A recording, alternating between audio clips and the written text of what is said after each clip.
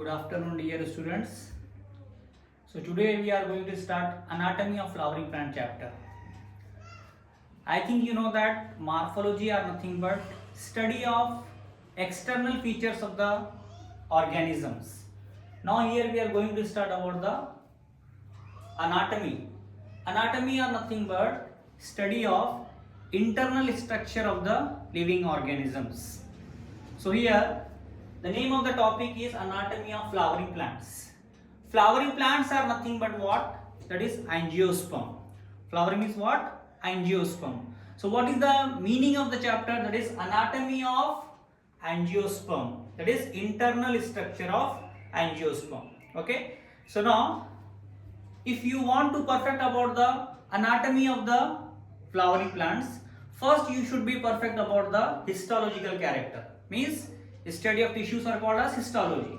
If you are perfect about the histological character, so easily you can understand about the anatomy. Okay. So here, so when we see about the complete internal structure of the plant body, it is divided into two types of tissues. Number one is meristematic tissue and number two is permanent tissues. Now, based on which specific character the entire plant tissues are classified into two types. Based on which specific character the plant tissues are classified into two types. You can see here the plant tissues which have the ability to divide, means can divide. The plant tissues which can divide, that will be considered as meristematic tissue. And the plant cell which lost the capacity to divide. The plant tissues which lost the capacity to divide, that is considered as what? Permanent tissues. So there are two different types of tissues are there. Number one is meristematic and number two is permanent. The plant tissues which have the ability to divide, that is called as meristematic, and the plant tissues which lost the capacity to divide, that is called as what? Permanent. Now the meristematic tissues which can divide, further they are divided into 9 categories. So there are totally 9 types of meristematic tissues, in which 3 are classified based on their origin, 3 are classified based on their position, and 3 are classified based on their functions. So see here, promeristem, primary meristem and secondary meristem. Promeristem, primary meristem and secondary meristem are the 3 types of meristematic tissues based on what? Origin. Or we can use one more word, that is development. Whereas apical meristem, intercalary meristem and lateral meristem are the 3 types of meristem based on their what? Position, or we can use one more word, location.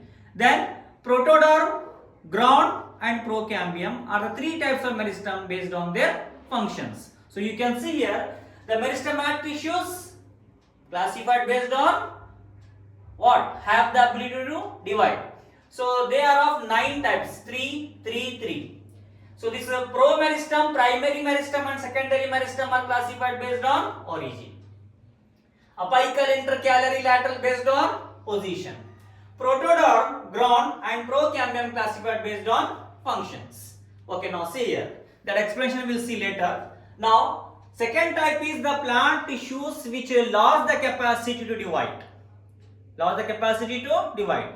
One point you should remember, 5 to 10% of the permanent tissues during one process. Which process? During the process of secondary growth, 5 to 10% of the permanent tissues like parenchyma and collenchyma tissue, once again they will divide by the process of de-differentiation. Okay, that we will discuss later. So permanent tissues what? Lost the capacity to divide. So they are classified into 2 types. That is a simple permanent tissue and complex permanent tissue. Now listen here. In front of you there are 10 cells are there. In front of you there are 10 cells are there. And all the 10 cells are exactly similar in structure, or we can use one more word, that is homogeneous cells. So a similar in structure or homogeneous cells are called as what? That is simple permanent tissue.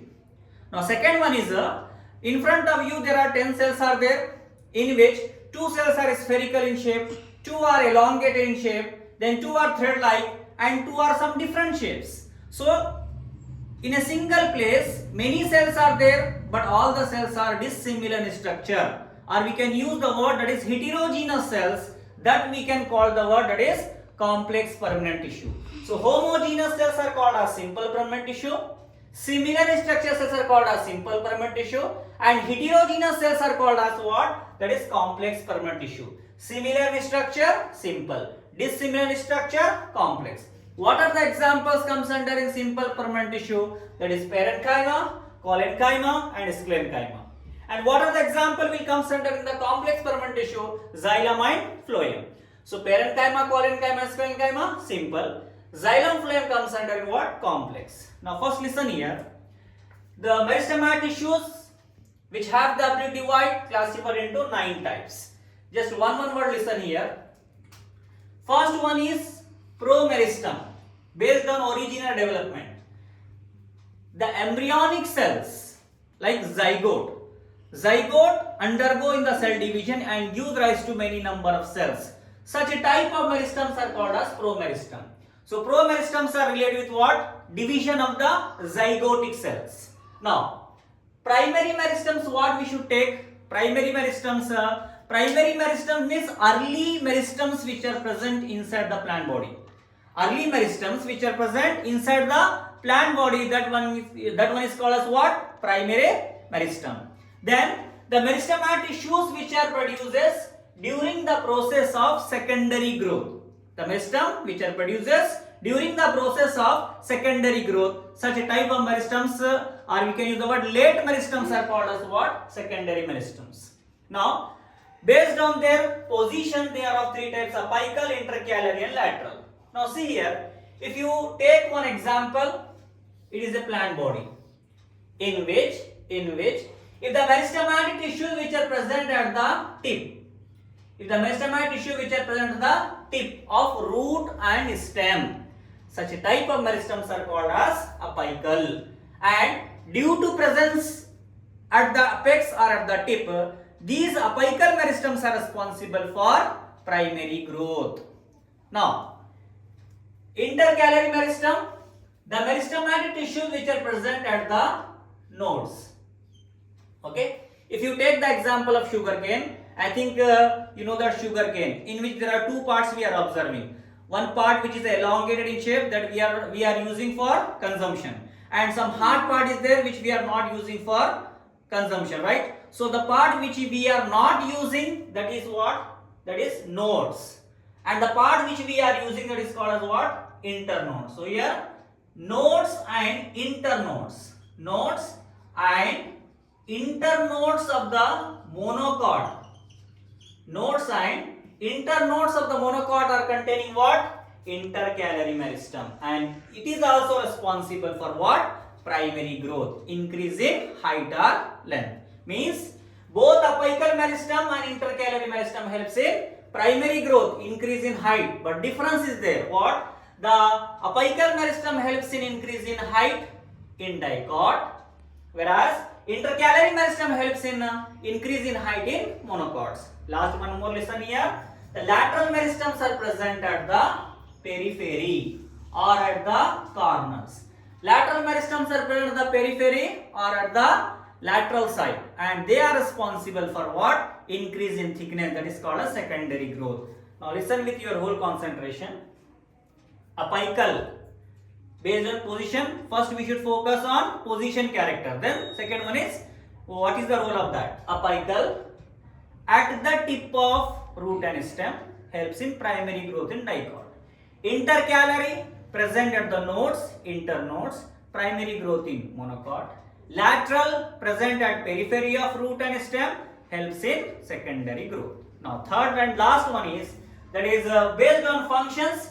There are 3 types: protoderm, ground, procambium. So see here, if you take a thin section of root, stem and leaf and observe in the microscope, if you take a thin section of root, stem and leaf and observe in the microscope, so you can observe 3 different regions: outermost, middle and inner. The outermost region is called as epidermal tissue system.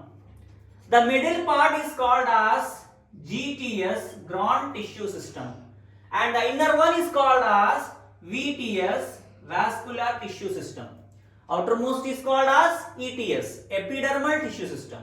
Middle part is called as GTS, ground tissue system, and VTS, that is the inner layer, that is vascular tissue system. So here protoderm meristem in future gives rise to ETS part, whereas ground meristem in future gives rise to GTS part, and procambium in future gives rise to VTS part.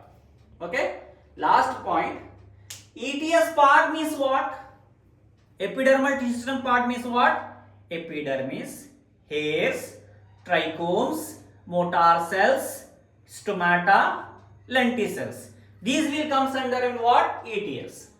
Now ground tissue system means which part? Hypodermis, cortex, endodermis, pericycle. These will come under in, that is GTS. VTS are nothing but what? That is xylem and phloem, right? So this is about the simple explanation of what? The plant tissues which have the ability to divide, that is meristem, and which are broadly classified into 9 types.